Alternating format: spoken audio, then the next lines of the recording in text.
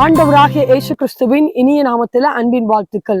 இந்த கால வேளையிலும் இந்த வீடியோ மூலமாய் உங்களை பார்ப்பதில் சந்திப்பதில் மிகவும் மகிழ்ச்சி அடைகிறேன். இந்த நாளிலும் நீங்கள் செய்கிற ஒவ்வொரு வேலையில தேவன் உங்களோடு கூட இருந்து உங்களை ஆசீர்வதித்து வழி நடத்துவாராக. அவருடைய கிருபை உங்களோடு கூட இருப்பதாக. இன்று நாம் சிந்திக்க இருக்கிற வசனம் யாத்திராகமம் 23வது அதிகாரம் 20வது வசனத்தை வாசிக்கும் போது இங்கு வசனம் இப்படியாய் சொல்லுகிறது, வழிகளில் உன்னை காக்கிறதற்கும் நான் ஆயத்தம் பண்ணின ஸ்தலத்திற்கு உன்னை கொண்டு போய் சேர்க்கிறதற்கும் இதோ நான் ஒரு தூதனை உனக்கு முன்பே அனுப்புவேன் என்று சொல்லுகிறார் ஆண்டவர். இந்த நாளில எதிர்காலத்தை குறித்து சில திட்டங்களை குறித்து ஆண்டவருடைய சமூகத்துல இது எப்படி நடக்கும் என்று நீங்கள் சோர்ந்து போய் இருப்பீர்கள் என்றால் ஆண்டவர் உங்களோடு கூட பேசுகிறார். நான் உன்னை காக்க, உனக்காக உன்னுடைய காரியங்களை ஆசீர்வாதமாய் மாற்றுவதற்கு, உனக்கு வரவேண்டிய நன்மைகளை கட்டளையிடுவதற்கு நான் உனக்காக ஒரு தூதனை உங்களுக்கு முன்னே அனுப்புவேன் என்று சொல்லுகிறார்.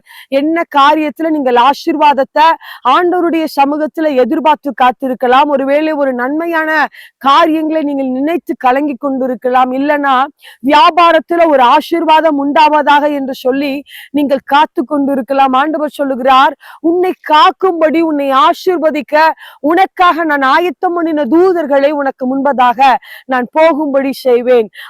அவர் தூதர்களை கட்டளையிடும் போது, தூதர்கள் நமக்கு முன்பதாக போதும் போது நம்முடைய கோலனான வழிகள் எல்லாம் அவர் செவ்வையாக்குகிறவராய் இருக்கிறார். நமக்கு நடக்காத காரியம் இல்ல, பலவீனப்பட்ட இடங்களில ஆண்டவர் தூதனை அனுப்பி நமக்கான திட்டங்களை ஆயத்தம் பண்ணுகிறவராய் இருக்கிறார். நிச்சயமாகவே இந்த நாளில இந்த வீடியோ மூலமாய் தேவன் உங்களோடு கூட பேசுகிறார். உங்களுக்கு ஆயத்தம் பண்ணப்பட்ட தூதன் உங்களுக்கான ஆசீர்வாதத்தை அவர் கொண்டு வர வல்லவராய் இருக்கிறார். வேதத்தில் ஆபிரகாமை குறித்து பார்க்கும் போது தன் மகனுக்கு ஒரு திருமணத்தை ஆயத்தப்படுத்த வேண்டும் என்று தன்னுடைய ஊழியக்காரரிடத்துல சொல்லி அனுப்புகிறார். ஆண்டவர் அந்த தூதன் மூலமாய் அப்படிப்பட்ட ஒரு குறித்த திட்டத்தை நேர்த்தியாய் நடத்தினதை நம்ம பார்க்க முடிகிறது. நிச்சயமாகவே இந்த நாளில உங்களோடு கூட இருந்த ஆண்டவர் பெரிய காரியங்களை செய்வார். நீங்கள் எதிர்பார்த்து கொண்டிருக்கிற நன்மைகளை ஆண்டவர் கட்டளையிட ஒரு தூதனை உங்களுக்காக ஆயத்தம் பண்ணுகிறேன் என்று சொல்லுகிறார். எப்படிப்பட்ட சூழ்நிலை, என்ன காரியமா இருந்தாலும் உங்களுக்கு ஆயத்தம் பண்ணப்பட்ட தூதன் அந்த காரியத்தை செய்ய வல்லவராய் இருக்கிறார். சோர்ந்து போகாதீர்கள். விசுவாசத்தோடு, நம்பிக்கையோடு நீங்கள் முன் செல்லுங்கள்.